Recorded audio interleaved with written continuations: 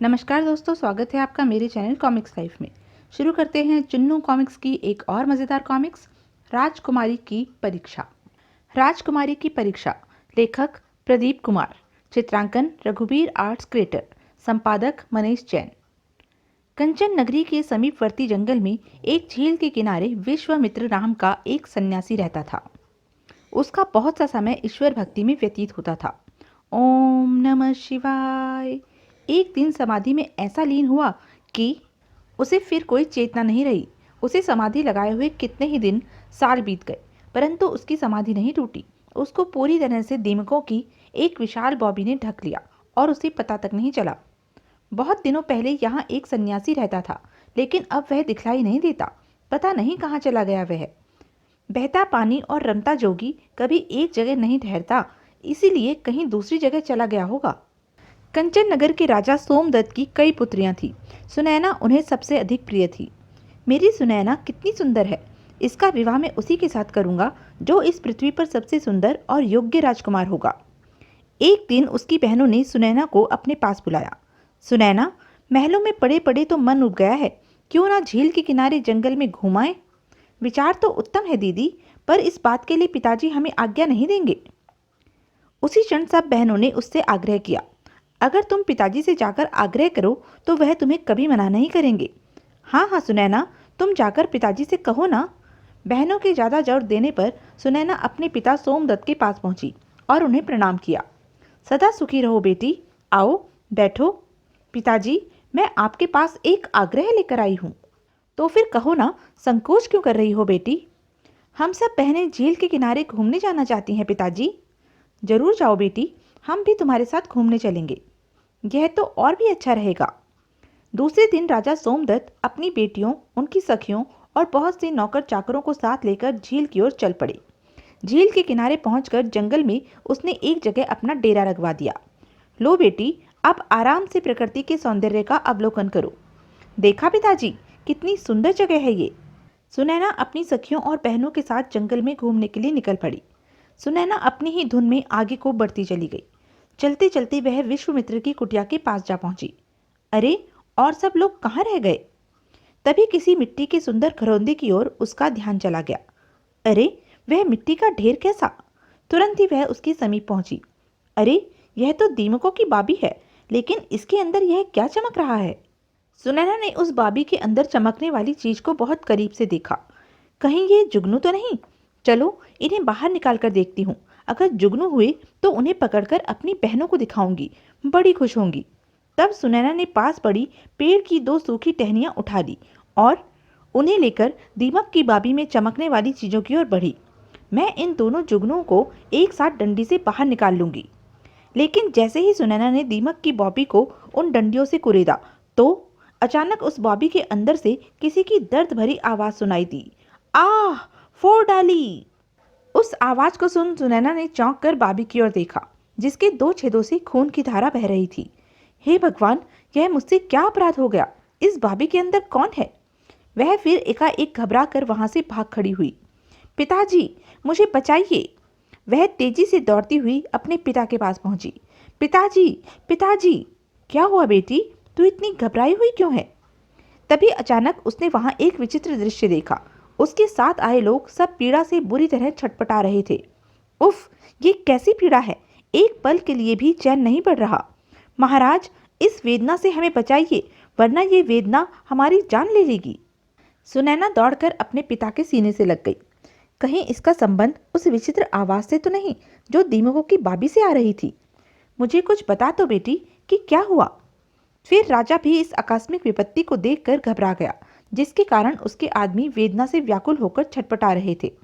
महाराज, हम लोग इस असहनीय पीड़ा से मरे जा रहे हैं, कोई उपाय कीजिए। यहाँ जंगल में मैं क्या उपाय कर सकता हूँ भाइयों। चलो राजमहल लौट चलो, वहीं जाकर कुछ सोचूंगा। उन लोगों की पीड़ा देखकर सुनैना भी सोच में पड़ गई। मुझे तो यह किसी का अभिशाप लगता है। कुछ ही देर में डेरे तंबू सब उखाड़ दिए गए और उसी दिन राजा अपने नगर को लौट पड़ा। राजमहल में पहुंचते ही उसने सबसे पहले महामंत्री कौशिक को बुलाया और उसे सारी घटना बताकर राजा ने आदेश दिया। जब यह घटना घटी तो उस समय हम लोगों ने स्वामी विश्वामित्र के आश्रम के निकट अपना डेरा डाल रखा था। आप फौरन जाकर पता लगाएं कि किसी व्यक्ति ने स्वामी विश्वामित्र को कष्ट तो नहीं कर दिया। जो आज्ञा महाराज, मैं अभी जाकर पता लगाता हूँ। उधर राजकुमारी सुनैना अपने शयन कक्ष में अकेली बैठी सोच रही थी। दीमकों की बाबी वाली घटना मुझे पिताजी को बता देनी चाहिए। इसी सोच विचार में पड़ी सुनैना रात भर सो नहीं सकी। दूसरे दिन सुबह सुनैना अपने पिता के कक्ष में पहुंची। पिताजी, मैं आपको एक बात बताना चाहती हूँ। हाँ हाँ, कहो बेटी। पिताजी, झील के पास मैंने दीमकों की एक बाबी देखी थी। उसके अंदर दो चमकीली चीजें जड़ी हुई थी जो जुगनों की तरह लग रही थी। फिर क्या हुआ? मैंने उन्हें जुगनू समझकर बाबी से बाहर निकालना चाहा, इसीलिए उन्हें एक बारीक टहनी से कोंच दिया। फिर बेटी? मेरे टहनी के कोंचते ही पहले तो उस बाबी में से एक दर्द भरी आवाज निकली और फिर बाबी के उन दो छेदों से खून की धारा बहने लगी। ओह, मैं डर गई और भागकर आपके पास चली आई। तुम रो नहीं बेटी, मैं स्वयं झील की तरफ जाकर इस बात का पता लगाऊंगा। उधर महामंत्री कौशिक ने लोगों को अपने पास बुलाकर अपनी जांच पड़ताल शुरू कर दी। क्या तुम लोगों में से किसी ने स्वामी विश्वामित्र को तंग तो नहीं किया? नहीं महामंत्री जी, हम लोगों ने तो स्वामी विश्वामित्र को वहां देखा तक नहीं। अगले दिन राजा अपने महामंत्री और कुछ अन्य लोगों के साथ झील की ओर रवाना हुआ। थोड़ी ही देर में वह अपने साथियों के साथ झील के किनारे पहुंच गए और उस दीमकों की बाबी की खोज करने लगे। अचानक उसकी नजर स्वामी विश्वामित्र के शरीर से चिपकी हुई दीमकों की बाबी की ओर गई। ओह, तो यह बात है। मैं अब सुनैना के अपराध का आसानी से अनुमान लगा सकता हूँ। तब राजा घोड़े से उतरकर स्वामी विश्वामित्र के पास पहुंचा तो उनकी दशा देखकर चौंक पड़ा। उफ, यह मेरी बेटी के हाथों कैसा अपराध हो गया। राजा सोमदत्त अपने दोनों हाथ जोड़कर स्वामी विश्वामित्र के सामने खड़ा हो गया। मुझे क्षमा करें स्वामी जी, मुझे क्षमा करें। कौन हो तुम और मुझसे किस बात की क्षमा मांग रहे हो? मैं कंचन नगर का राजा सोमदत्त हूँ स्वामी जी। मेरी बेटी सुनैना ने भूल से आपकी आंखों को जुगनू समझकर अनजाने में उन्हें टहनी से कोंच डाला, जिसके कारण आपकी आंखें जाती रहीं। ओह, तो यह काम तुम्हारी बेटी ने किया है राजन। कृपया उसका यह अपराध क्षमा कर दें और अपना शाप वापस ले लें। लेकिन मैंने तो किसी को शाप नहीं दिया राजन। असल में तुम अपनी बेटी के दुष्कर्मों का फल भोग रहे हो राजन। उसने मुझे अंधा बनाकर मेरी समाधि तोड़ डाली, मेरी वर्षों की तपस्या भंग कर दी। मैं इस बात को स्वीकार करता हूँ स्वामी कि मेरी बेटी से बड़ी भयानक भूल हुई है। भूल नहीं, पाप कहो राजन। तो फिर इस पाप के प्रायश्चित का कोई उपाय बताएं स्वामी जी। आप आज्ञा दे प्रभु, कुछ भी, कैसी भी, मैं उसे पूरा करूंगा। मैं अब अंधा और बेसहारा हूँ राजन। मुझे किसी ऐसे व्यक्ति की आवश्यकता है जो मेरी अच्छी तरह देखभाल कर सके। स्वामी विश्वामित्र की बात सुनकर राजा सोमदत्त को कुछ आशा बंधी। महाराज, मैं आपकी सेवा में अभी कुछ सेवक भेज देता हूँ जो यहाँ रहकर दिन रात आपकी सेवा किया करेंगे। नहीं राजन, मुझे तुम्हारे नौकर चाकर नहीं चाहिए। तो फिर महाराज, मैं चाहता हूँ कि तुम्हारी बेटी ही आकर मेरी सेवा करे। यह सुनकर राजा सन्न रह गया। स्वामी जी, मैं इसके लिए तुम्हें 2 दिन का समय देता हूँ राजन। राजमहल में जाकर मेरी बात पर अच्छी तरह विचार करो और फिर निर्णय करना। राजा तब चिंता में डूबा हुआ अपने साथियों के साथ राजमहल की ओर लौट पड़ा। हे भगवान, यह तूने मुझे किस विपदा में डाल दिया है। नगर में पहुंचकर राजा सीधा अपने शयन कक्ष में पहुंचा और सोच में डूब गया। मैं सन्यासी की सेवा के लिए अपनी सबसे प्यारी बेटी को कैसे भेज दूं? लेकिन अगले ही पल, मगर मेरी बेटी ने जो पाप किया है उसके लिए मेरी निर्दोष प्रजा कष्ट भोगे, यह भी कहाँ तक उचित है। उफ, मैं किस दुविधा में फंस गया। तभी महाराज के लौट आने का समाचार पाकर सुनैना वहां दौड़ी आई। पिताजी, आप कब लौटे? वहां आपने क्या देखा? कुछ नहीं बेटी, इस समय तुम मुझे अकेला छोड़ दो। नहीं पिताजी, आप कुछ परेशान लग रहे हैं, इसलिए आपको सारी बातें मुझे बतानी ही होंगी। बेटी, तुम इस बात के लिए जिद न करो तो अच्छा है, वरना मेरी बात सुनकर तुम्हें बहुत दुख होगा। मुझे कोई दुख नहीं होगा पिताजी, आप निसंकोच सारी बात मुझे बताएं।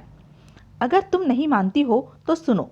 दीमकों की बाबी के नीचे स्वयं स्वामी विश्वामित्र थे और बेटी, तुम जिन्हें जुगनू समझ रही थी वह उनकी चमकीली आंखें थी। उफ, यह मुझसे कैसा अपराध हो गया। हाँ बेटी, अब वह स्वामी अपनी सेवा के लिए तुम्हें मांग रहे हैं। यह मांग उनकी ठीक है पिताजी। बेटी की बात सुनकर राजा दंग रह गया। यह तुम क्या कह रही हो बेटी? मैं ठीक कह रही हूँ पिताजी, मैं उनकी सेवा करूंगी। आखिर मुझे भी तो अपने पाप का प्रायश्चित करना होगा। लेकिन यह असंभव है बेटी, मेरी ऐसी सुंदर सुकुमार राजकुमारी उस बूढ़े और अंधे सन्यासी की चाकरी करेगी? पिताजी, आप ही तो कहा करते हैं कि मनुष्य की सुंदरता क्षणभंगुर है, और यह भी आपने ही सिखाया है कि केवल सत्य ही शाश्वत है। फिर आप आज उस सत्य से मुंह क्यों मोड़ रहे हैं? बेटी, कथनी और करनी में बहुत अंतर होता है। फिर भी जो सत्य है वह अपनी जगह अटल रहता है पिताजी। जैसा मेरे भाग्य में लिखा था वही मुझे मिल रहा है। फिर जैसी प्रभु की इच्छा।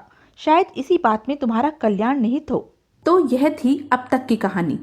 आगे की कहानी जानने के लिए बने रहें मेरे साथ। और हाँ, मेरे चैनल को लाइक, शेयर और सब्सक्राइब करना ना भूलें। धन्यवाद।